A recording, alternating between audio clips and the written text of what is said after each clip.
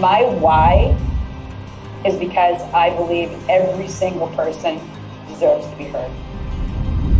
That every single person has greatness within them. Hello, and welcome back to another episode of Master Your Life. Thanks so much for joining me. I appreciate you, and I'm deeply excited to introduce my guest today for special reasons. Well, number one is because I was on his podcast and we had such a blast, and also we share similar mindset. So, Greg, welcome to the show. I'm so glad you're here. Kate, thanks so much for having me. I'm extremely excited to be here and talk about mastering our lives. I think we're both on a journey and definitely looking forward to diving in.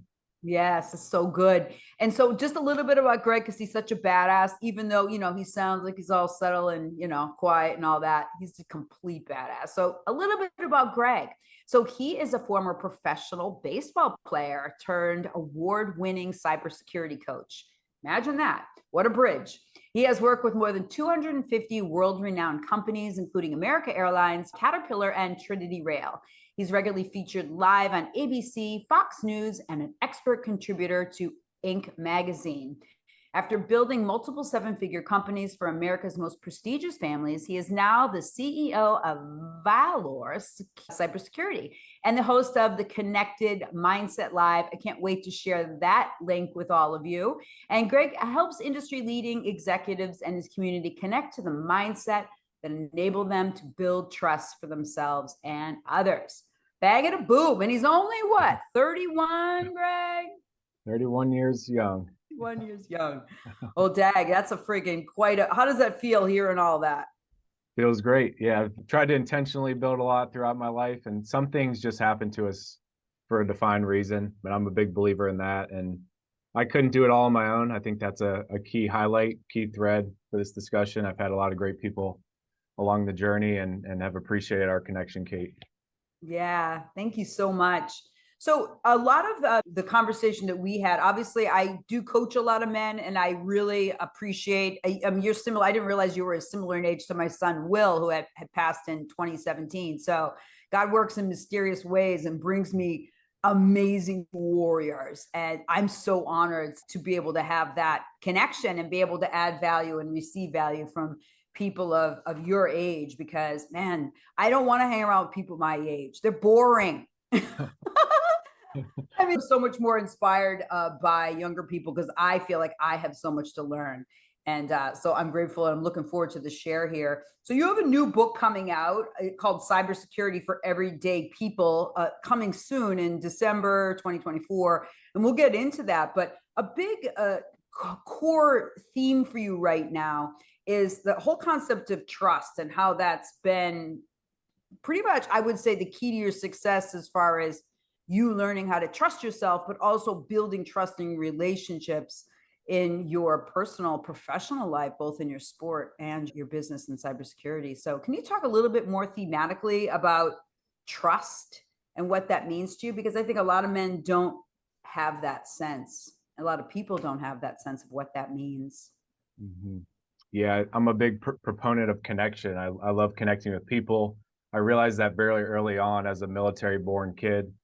Traveling to military bases, I would always go out of my way to introduce myself or try to connect my parents with people that I felt like would be healthy for them. And I always had this theme of connection. And what I realized throughout my upbringing as a military kid and eventually becoming a professional baseball player and some of those messy moments is when I had those deep dips in my play or in my mental health or my body, I realized the core theme was I wasn't trusting myself during that time. And until I had a coach say, you're not trusting yourself, I didn't have that light bulb moment. So I got on a rampage of what does it actually look like to build trust? Trust is this word we all hear and we value it when it's there, but we don't really realize when it's there. We know when it's not there. So I tried to identify what trust looked like for me. And it's an inside out job, as I say. It's really something that starts internally and then you can build it with other people. In my mid 20s, I went through this phase of what I call my 3 divorces. I had a bunch of different things going on. I was divorcing my identity from baseball, I had a relationship obstacle that I went through, and I was going through some hard times in my business, and it all happened at once. This was something that you couldn't draw up to put somebody's life in these 3 really fork in the road points. And it made me kind of question, do I trust myself? Can I use this experience as a qualifier to go serve other people and help them build trust? And that's what I turned that dark, deep, painful moment into, is how can I take this experience and benefit other people? I've been able to do that through keynote talks on building trust in the modern age, which has a little bit of a cybersecurity angle, but it's more kind of personal leadership type lessons.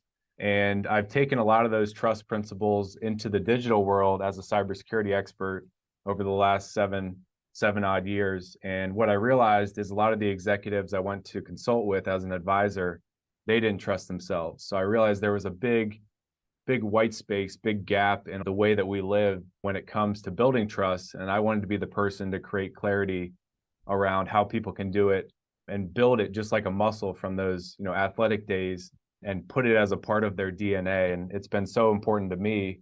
But I've been able to get a lot of great feedback on, until I heard you talk about the principles of trust, I realized that I never intentionally or proactively built trust with myself or with other people, which caused eventually a blow up or some type of negative situation to take place. It's so true. Well, it's so wild to think of you going into these high level executives, right? And the number one thematic that I hear, particularly because I coach a lot of really successful people, is that it's that whole concept of feeling safe, having emotional security. You hear, and thematically, maybe you hear that men want to be respected, but men want to feel emotionally safe.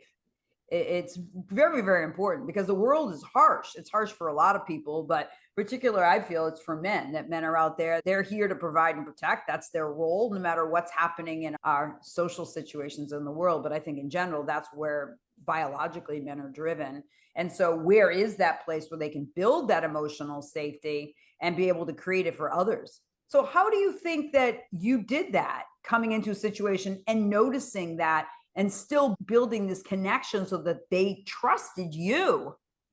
Yeah, it's a great question, because early on in my career, I had a cyber attack in a young company. So that kind of tarnished my reputation for other people to trust me with their business endeavors or their technology platforms. So it took an uphill battle. It took a journey that I wasn't able to see the peak of the mountain. But you mentioned an interesting question on our show, The Connected Mindset. What did other people tell you were too much of?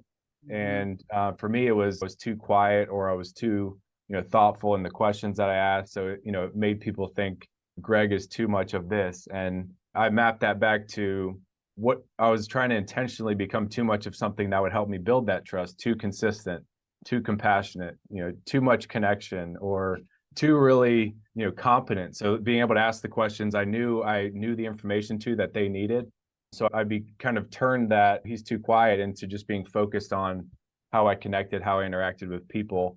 I focused on it. I think what we focus on grows. It's like the seed that you plant. If you plant 100 seeds and you try to focus on all of them, that's what I tried to do early on in my career. And I was spread too thin. But when I realized trust is so important to communities, to individuals, to companies, to really everybody across the board when it comes to their mindset, I just decided to focus on it. I knew that there was a thread across my journey that was either trustworthiness or untrustworthiness. So I wanted to help other people draw that thread through their stories and then allow that to propel them forward. I think athletics really helped with that process, because I knew what it felt like to be in the hard and still be able to have that grounding trust in myself that I'm eventually going to get through this. I think you've seen it with exercising and weightlifting and competing. I think a lot of people don't let themselves reach their limit or their capacity and then just kind of take a seat or take a little bit of a break and say, I'm going to get through this, but I just need to take that little break. It's like people reach their wall. They realize that's where their point of that they have untrustworthiness in themselves because they've never been there, and then they retreat. It's very hard for people to become that person they want to become or live that life that they want to live, because they're allowing themselves to reach a point and then they're doubting themselves so much that they're their own worst enemy. I always say I'm my own worst enemy. Somebody's like, who's your competitors, or who are you going after in your market? And really, I always look in the mirror and say, if I'm in a good headspace, I'm in a good body space, I feel great, I can partner with the competition because I'm in a state that is really going to allow me to continue to push through any obstacle. A lot of times people look at competitors as somebody that's going to stop them. And I think at the end of the day, we need to look at ourselves as our own worst enemy, because that's who takes us down, and that's who brings us down when we need them most. I hate that though. Yeah, That sucks, doesn't it? it does. I remember hearing Tony Robbins talking about like competition, and he's like, "What's wrong with that?" And he's like, "The beginning 3 words are it's community." And that's the way you started this conversation, is saying, I was here to build community and make connection. By nature, it's who I was. And I took it to an nth degree. And then it was interesting that people didn't like, they questioned my authenticity. And then I started mistrusting myself. I have a question for you, because you said people reach capacity and then they reach that point. And part of it is they lack trust, but part of it is the discomfort of not knowing. Oh, Greg, how do we help people through that? Because isn't that the truth, right? That it's not just about like, oh, I got to heal my inner child, or, like there's this negative like cycles inside of our minds, or it's like, oh, I just need to be more grateful. It's like people are like, when I was going through this last hurricane, people were like, oh, I know you're grateful. I'm not grateful. It was like yesterday was the anniversary of my son's passing. I wasn't grateful yesterday. I was bummed out, right? And so I want you to hit on that. What is that pivot for you? Because you learned how to persevere through that at the mound, in your company, taking hits, probably moving a ton if you were military, brat. Oh, yeah. So we have discomfort and lack of trust. How do we get through it? Yeah. It's a huge question. And I think it might be different for everybody, but there are some commonalities. I think one of the commonalities for me that really sticks out when I'm going through something hard is, how do I get to a moment of clarity? How do I get to that moment where I now feel like I'm out of it, at least temporarily? And that's not an escape. It's not go after a vice, because I think that's where a lot of people go off the train tracks. But it's, how do I gain clarity? And that's the question I continue to ask myself. So it's, what do you need? I need clarity. What's that next step? For me, the thing that has helped me reach clarity in most of those moments is the unbecoming, not necessarily the becoming. Because when I get into my heart rate is high and my heart rate variability is lower. So I'm thinking about how I can persevere, and your body gets in this fight or flight. It starts going really fast. How do I slow things down? And for me, that was shedding things. I was trying to push through to become that next level of my business or level up in my relationship. So I was like trying to level up and stack things on to my skill set during those hard moments, which made it more confusing. So I had to find ways to unbecome and almost scrap things that I didn't need to push me to that next version of myself, or push me through that difficult, discomfortable situation. So I think for me, it was a lot of the unbecoming. So I'm much more prepared now for those down moments, because I know that first question is, how do I get to clarity? And I can now take that next step to, what do I need to get rid of or unbecome to really push through or push forward? I think that's something everybody can use as a common thread, is what do you need to get rid of in order to persevere or be more resilient or get through this tough moment? And that's a little bit of taking inventory of what you have going on. Some people can do that in their head. I'm a big write it on paper type person, where I can write down really everything I'm thinking about or I'm trying to improve within. And then I can just basically erase the things and just focus on 2 or 3 things that I know are going to help me push through. And trust is always one of those big pillars. How can I better trust myself to get to that moment of clarity? And so when you think about like the past, present, and futureness of life, right? We could just take a snapshot of, say, in your 20s when everything was unraveling, right? It was like Dark Night of Soul, like you were in it. And you're like, wow, this is everything falling away at once. But how do we trust then? And I think for me personally, I know that because I've lost a child, I know what it feels like to unbecome. And, sick way, powerful way. I mean, sick like powerful, but it's because I lost something so great. So how do you rebuild from there? And I didn't know, but like you said, I knew what I didn't want. Yeah. I was like, I know I am here for more than this. Yeah. And sometimes it could be potentially that you're here to serve more. For me, I'm not motivated by me. I'm motivated because like I have a dream. I just hear Martin Luther King in my mind. For some reason, that's where I go, dude. It's like so bizarre. But it's like I am an introvert by nature. I don't want to be out talking. I'd rather be home reading books and writing. I always had that parallel, right? And I just think it's such a powerful thing. Do you view yourself as an introvert, or are you an ambivert or an extrovert? Even though you're Yeah. chill by nature, your vibe. Yeah, absolutely an introvert. For me, in those tough moments, the trust comes from how can I trust myself enough to serve that next person or to go up to that person and say, hey, how's your day going? Is there anything I can do for you? That takes trust in myself to do that because it's uncomfortable. But those types of service activities like lift me up, right? And it's not the extroversion, it's because my nature is very calm, a little bit quiet, and it's not a shyness, it's just I try not to be the loud person in the room necessarily because that's not who I am. But those types of people, they don't always bring my energy down. Like they can bring my energy up if they're coming at it with the right approach and perspective. And I accept all of that. But I know that for me, I'm not that person. So I need to build trust in the moment to put myself out there enough where people see that I'm compassionate and I'm competent enough to help them.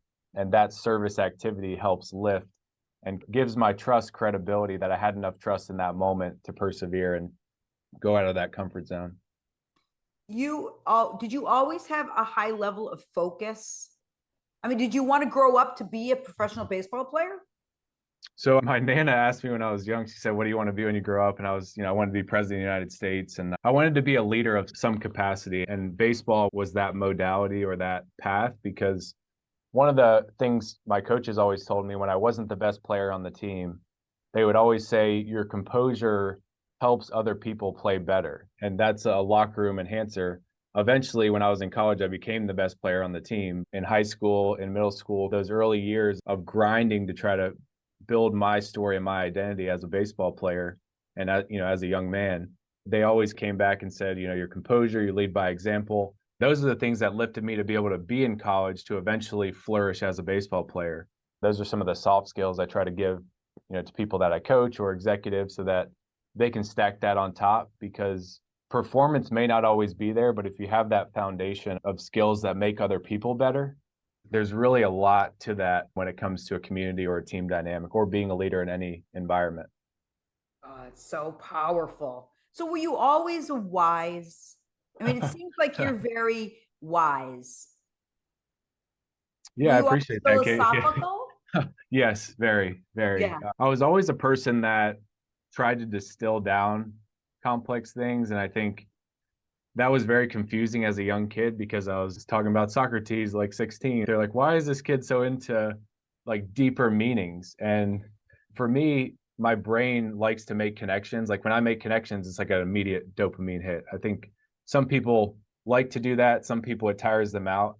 For me, I just like to look at the world, look at how, people connect, what makes people happy, fulfilled, whatever the word is, and just try to make a connection to create that moment of clarity. I've been able to help other people do that, but that obviously started internally. And I love to do that through like reading and watching YouTube videos and things of that nature, where seeing other people make their connections and then I find commonalities. And that's the way I make sense of the world, which is, it can be complex, but I know that's what I love to do and like really makes me feel alive when I'm making connections, but I also know that other people are making connections that are giving them clarity. And that's why I put on the show every week. And I know that's why, you put on this show because people are in real time having those moments of clarity, moments of connection that are allowing them to take that next step, which is most of the time the hardest step to take. How would your Nana describe you? She would probably say thoughtful. She'd probably say some type of thoughtful word, but she knew I needed to find my voice. She had 11 kids. She was always talking and speaking because she was trying to tell the kids like, hey, you got to go do this, got to go. She was coordinating a whole team under one roof. She was a very strong woman, but she knew I was very observant because I would be the person that would sit at the table with one of my cousins or one of my aunts and uncles and have a one-on-one conversation as opposed to speaking to everyone or entertaining all the little kids. She knew that eventually I needed to find my voice, and I've been able to do that through the hard work. I think it's not something that just comes one day, you wake up and it's there. I had to go out and speak and do all the uncomfortable things that starting speaking gives you, and then put on the show and go speak to executives And all that was very hard to do at the beginning. But I realized once I was able to put together one sentence, then I could put together two sentences and three sentences. And just to be able to see that process, it showed me that anything is possible, because I was the kid who people said, this person's never going to be able to, they're going to be behind a computer typing philosophy or reading and then doing this. And I knew that wasn't my true self, but that was who I needed to be to get where I am now and where I'm headed, which is extremely cool for me, because I see people today that have visions and they're like, that's so far away, I can never achieve that.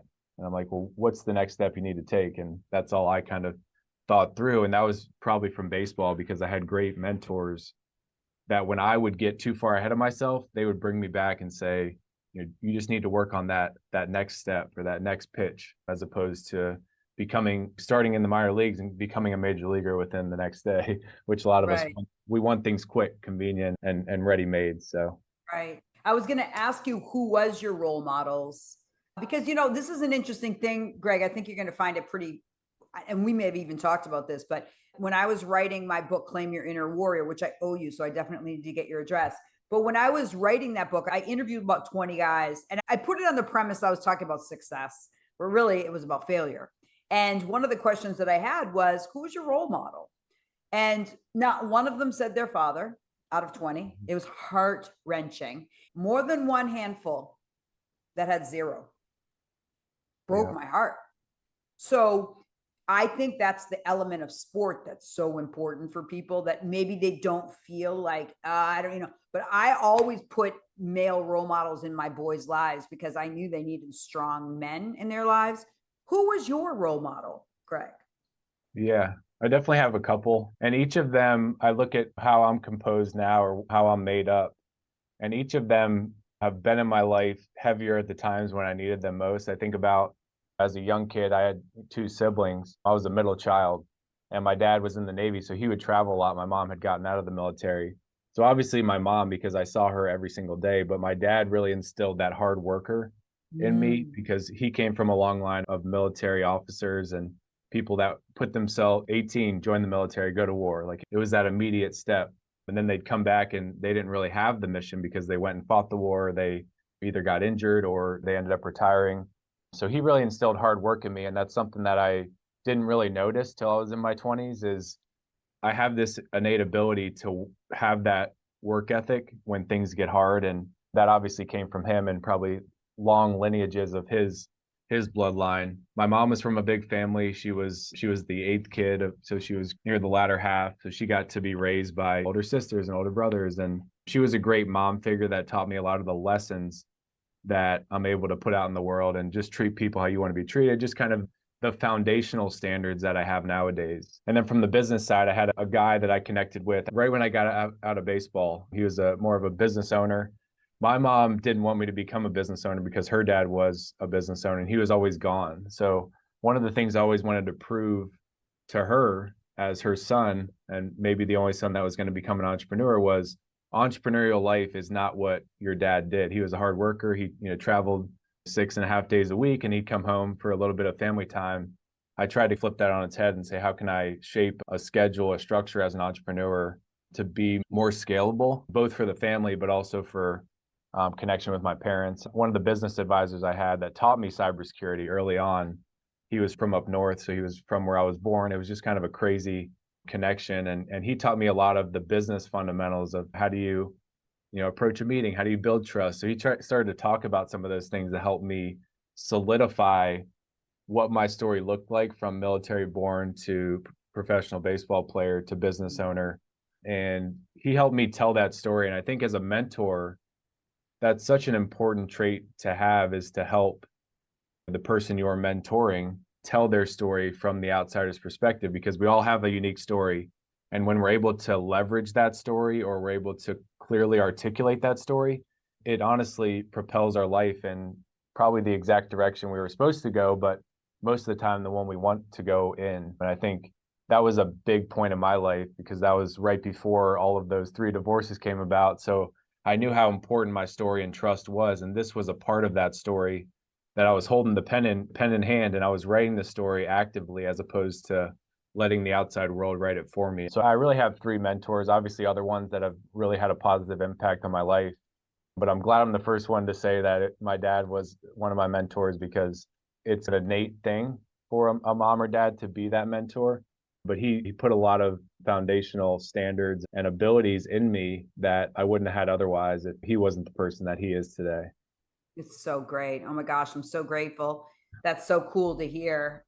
I love it what you said about leveraging your story.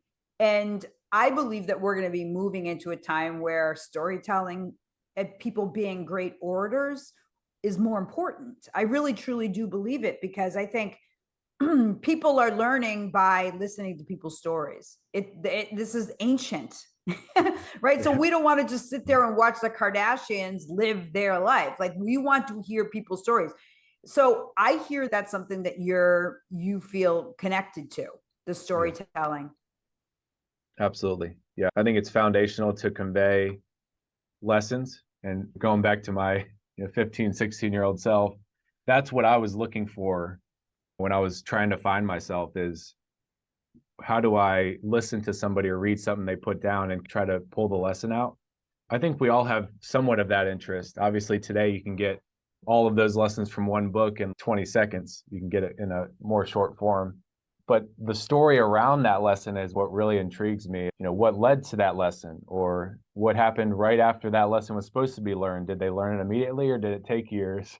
Those types of structures are so attractive and so important for my mind to make sense of. And I think story is the only way to get to that lesson. Because if you just say the lesson, like, you need to trust yourself, people are just like, what do you mean? From social media, I'm getting all of these, quotes and lessons and things. And it takes me back to one of the key points I always mention is we're connected to everything else but ourselves. People aren't doing enough self-discovery because they're either connected to their phone or they're connected to social media. So just trying to find the way for people to find the right dynamic in the way that they're connecting. Obviously, you don't need to be out in public all the time networking, but finding the blend between connecting on social media, connecting to friends and family that you care about, and then connecting to business deals or things of that nature. And I'm not huge on balance. I think we talked a little bit about that on the show. I think it's an integration of the life that you want, and finding the right blend of the recipe for your story. I think there's a recipe to it.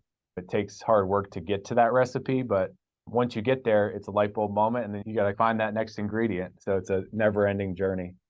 I so agree with that. The integration. You have so good with words. I have taken like 6 pages of notes and like putting words in squares and distilling, composure, trust, unbecoming. It's quite fascinating. I could do a glossary of terms for you, Greg.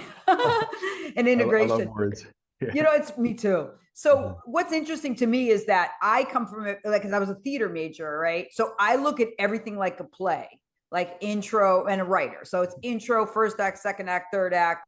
All right. And conclusion. And I look at every podcast interview, every coaching session. I don't know why, but I frame everything out like that, because I want people to feel like I've taken through a journey and that I've tied up the loose ends.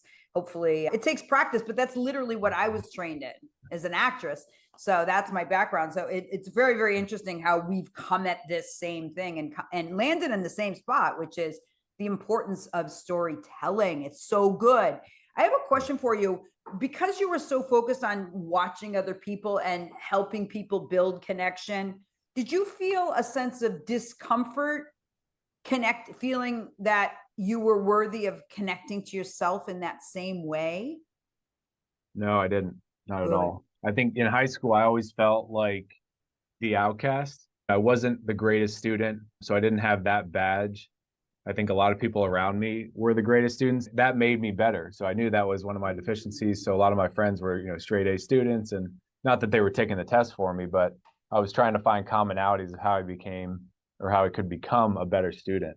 I was definitely not the person that was like the most popular kid, but I knew how to make people feel seen. So the people that I really cared about and wanted to be around, was able to connect with them in ways. But I had, very few friends. It was probably 3 to 5 like really good friends. I wanted depth over quantity, so that quality over quantity, and that's how I always operated, which was great for me because the friends that I had really enjoyed, that ability to ask big questions and think about goals. And for some people that's over the top and can tire them out. So there's a place and time for it.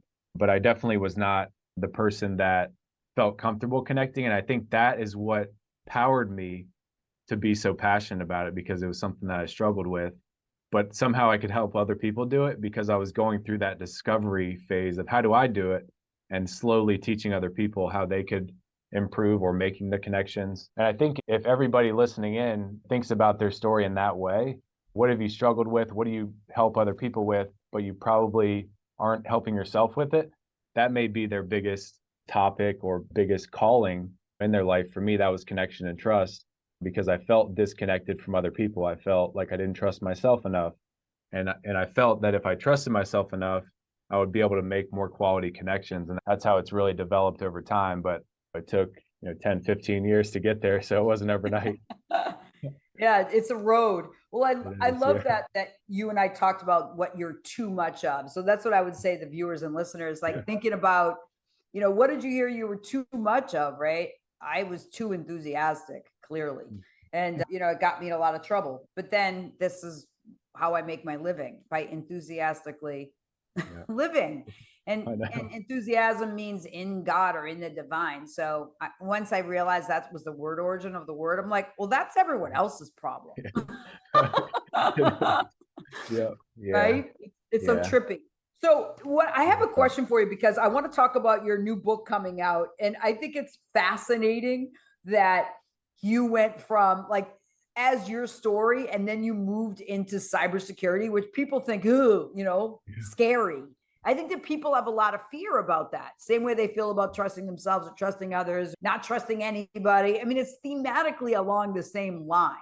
And you're bringing the same you into the work, whether you're in corporate boardrooms or individuals or relationships and all that. What do you want people to know about, since your book is for the everyday person? How can we look at cybersecurity in ways that takes the scare out of people so that people can move into that trusting place of self and radically prioritizing their own sense of trust and the trust for their information and also for their relationships?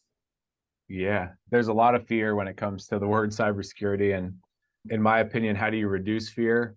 Is you reduce that pessimism of what the future state could be. I think we anticipate it creates anxiety, creates fear.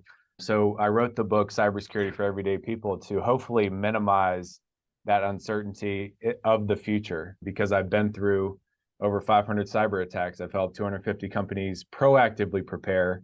And for the people on both sides of that, I realized that they didn't understand what cybersecurity was. And ultimately, cybersecurity is connected security. And it's not all about the internet. It could be physical security. It could be trust and security within yourself and your culture and your company. And most of the executives I've worked with, even the most high profile ones, Fortune 50, when I would sit and talk to them and really sit in that listener role, what are you too much of? I was too quiet. But in cybersecurity, most of these people that are advising didn't know the right questions to ask. But because I was observant and thoughtful, I would try to find the right questions that would allow them to open up. And most of them would say at the end of the conversation, I don't know. I now know I don't know what I don't know. But they wouldn't admit that to anybody else. And that was them not trusting themselves. So I wrote this book based off of some of those stories that I've seen throughout the different executives and situations. But it's really tailored to the everyday person, the homeowner, the community leader. Maybe you run a small business, but it's not business specific. There's just a lot of developments that we're going through with the internet. I think a lot of it is mental health. There's a lot of things. Businesses are now depending their whole business on these technology elements and these information points or data, whatever you want to call it. And there's just a lot of uncertainty. So what I'm trying to do is use some of that work I've done in the trust building side of things and then the connection side and helping people make more quality connections. Right now, we're connecting with everything, which from a threat standpoint, that's creating threats everywhere, which make people's fear and anxiety even higher. So I think as people get exposed to what cybersecurity really is, it's connected security. What does security feel like? And what's the connection that you desire in your life to get you to that next level? I think those are the two blends of the work I really do. A lot of it's cultural. So most companies think it's technological. But when I come in and talk about trust in the modern age, it's when you log into your phone, what app are you going to, or what person are you calling? So who are you connecting to, and what's formulated from that connection and how do we secure that, whether it's a lesson, whether it's a database or something more technical, or it's simply a connection with somebody on your team that you feel like you don't have comfort in going and confronting that person. True cybersecurity is much wider than just technology, but it's been bucketed in that area because of the way the government and the military has formed it around protecting our nation from digital attacks. But ultimately, it's happening in our backyards and everywhere in between. So how do we reframe that then? If we look at cybersecurity as only something that's used just to instill fear, is there another way we could talk about it? Is it just connected security?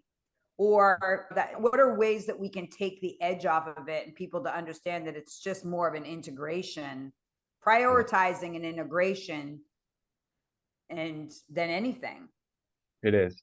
Yeah, it definitely is all about it's really how is everything connected in our world, and I'm big on like connecting those points and trying to find ways to find commonalities. And I think it's something we all enjoy, connecting to things, but we have to know that just like connecting to people, there are vulnerabilities and points that you don't want to cross when it comes to connecting with certain people or ease into. I think we just need to take some of those strategies and what we're doing as humans and humanize our connection to technology and other things. I think that's one of my missions is humanizing a more technical topic. And a lot of people love humanizing, and sometimes they like to run away to technology as a vice. We've seen that as well. And I think it's just coming back to the foundation of what makes somebody human and what makes somebody a living, breathing, thriving thing. And then using those foundations, those standards to scale us into the digital world so it doesn't get too far away from us. Because we've seen a lot of people eyes themselves and others and their cultures because technology is there.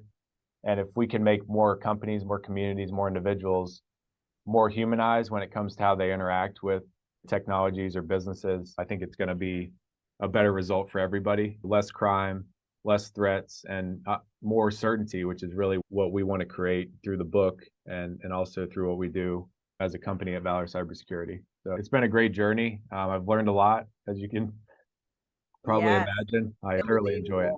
So when you have sense of clarity about yourself and you're clear on your interactions, this is actually so funny because this is the first module in high performance coaching through my certification. Yeah. And there's one other aspect of clarity is how are you measuring success? How are you going to know that you've been successful? So whether it's a successful business or relationship, how do you measure success? If you were to give it 3 adjectives or nouns or however you would do it. Mm-hmm. Yeah, for me, clarity, service, translation. So I think clarity and translation probably go hand in hand. But if I have somebody come up to me, say I'm giving a talk to 1,000 people, and I have one person come up and say, your talk helped me gain more clarity and I feel more connected to myself. Like that's success for me. And that could last months. For people that you put connection together, that people felt more connected. So if you heard that, you'd be like, I did good work. Someone feels more connected. Yeah, exactly. Yeah. Or more clear. And more clear. Wow, that's so good. Mm-hmm. And that you feel like you've served. Yeah. At a high level. That's fantastic. Mm-hmm. Oh, I love that.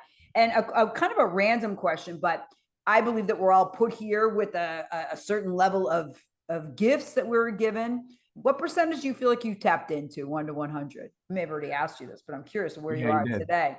I think last time it was about a 40. Yeah, I remember that. Today I'm feeling like a 55. So it's increased, but it's an up and down. But I think, I still have a lot to tap into. And that 45% is really, I can't believe how I'm going to feel as I continue to tap into more and more, because those are moments of clarity. Maybe each percentage, I get that dopamine rush of a hit of clarity from getting to that next, tapping into that next version of Greg and where I'm headed. Yeah, absolutely. And just for the viewers and listeners, what would that number be for you? It's a really interesting question. And don't be upset if you're like, I'm only 20, I'm 30. The average high performer, the person that's like doing good in life, like really living their life good, are they're in the 40 to 60 range. When people tell me they're 80 or 90%, I'm like, oh, okay, this is going to be fun, right? But I think in general, most people feel that they have a longing, I call it the greatness gap, to do more, to serve more, to add greater value. And for Greg, having and bringing deeper connection to people, serving more, and helping people have greater clarity. And that's his mission, right? You guys hear that? And don't give yourself a hard time. Don't beat yourself up. Just know and bring people in to help you fill your gap, because that's where your greatness is. That's where you're here to serve. And if you feel longing, if you feel frustrated, if you feel all these other things, it's okay. Tap into that. Use that. Because maybe in Greg's terminology, it is you are unbecoming something. And there's something that you have to what, Greg? Uncover, gain clarity on. Yeah. Let go, right? Oh, yeah. Mm-hmm. There are pieces of you that may no longer be serving you.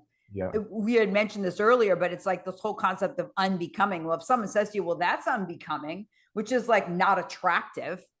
But if we look at it in the way that you've brought to light today, I'm so grateful for that, is to like, where do we need to unbecome so that we can live into the gap of who we are and who we came here to be? Feels lighter. It feels So lighter good, just saying right? it. Yeah. So Yeah. good. So tell me a little bit more about where people can find you. We're going to share all this in the show notes. Just give me a little rundown, Greg, and for our viewers and listeners. Yeah, very active on social media, Greg_Tomchick across basically every platform besides TikTok. Not on there yet. That's probably my cybersecurity brain and going off. But GregTomchick.com is really my central point. You can find all my links on there. The link to the podcast, The Connected Mindset Live, my new book, Cybersecurity for Everyday People, and just looking forward to continuing to serve people. If I can be a resource to you, definitely reach out. Yeah, you're badass. Greg, I'm so deeply grateful for this time. And I smiling like the whole time I'm listening to you, because it's so nice and refreshing to be around someone else that's as deep and weird and committed and gritty as me. I'm under the guise of you being quiet and chill and me being loud and bubbly, but but we're in the same beat, walking in the same direction. So I'm grateful to serve you. And if I can serve you in any way, please let me know. I'm one of your biggest fans. I'm me and your Nana and your mom and dad, where I'm here cheering you on all the way through.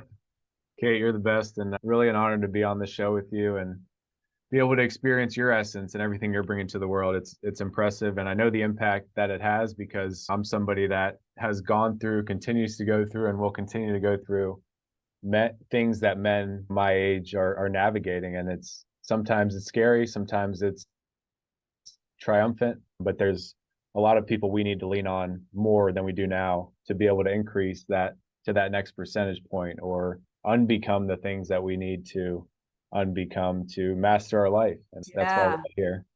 Well, people need what you got, and men in particular. I mean, you're role modeling in a massive way. 3 different ways we role model. We teach, we challenge, and we role model the way. That's the way we grow our influence. And man, dude, you are doing that, Captain. Well, thanks to all of you for tuning in to this episode of Master Your Life. I'm grateful for you. And just remember, maybe there's something in your life you are here to unbecome, so that you can fill that magnificent gap of greatness that you're here to fill. We see you, and we call you, and we love you. Thanks for joining us.